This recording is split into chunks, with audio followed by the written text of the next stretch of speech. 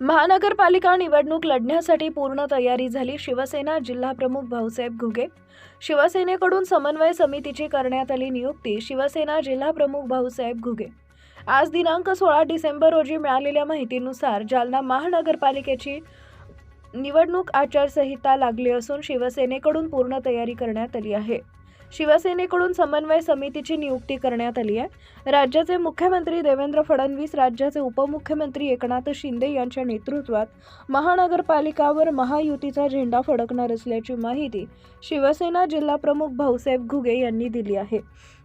महानगरपालिकेवर महायुतीकडून शिवसेनेचे शहर प्रमुख विष्णू पाचफुले पहिले महापौर होणार असल्याची चर्चा जालना शहरात जोरदार सुरू आहे.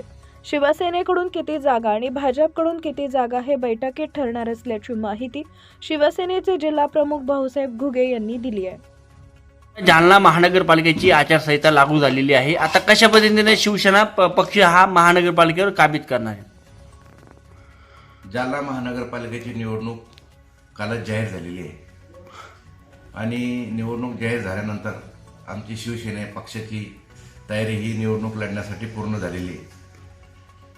आमचे नेते उपमुख्यमंत्री एकनाथरावजी शिंदेसाहेब यांच्या आदेशाने व शिवसेनेचे उपनेते सन्माननीय अर्जुनराव खोतकर साहेब व संपर्क प्रमुख भास्करराव आंबेकर साहेब यांच्या मार्गदर्शनाखाली जालना शहरामध्ये सर्व तयारी ही निवडणुकीत झालेली आहे.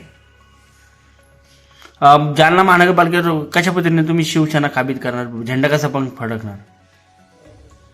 महाराष्ट्राचे मुख्यमंत्री सन्माननीय देवेंद्रजी फडणवीस साहेब, उपमुख्यमंत्री सन्माननीय एकनाथरावजी शिंदे साहेब व उपमुख्यमंत्री सन्माननीय अजितदादा पवार यांनी संपूर्ण महाराष्ट्रामध्ये महानगरपालिकांच्या व स्थानिक स्वराज्य संस्थेच्या निवडणुका ह्या महायुती म्हणून लढवाव्या असे आदेश सन्माननीय खोतकर साहेबांना प्राप्त झालेले आहे.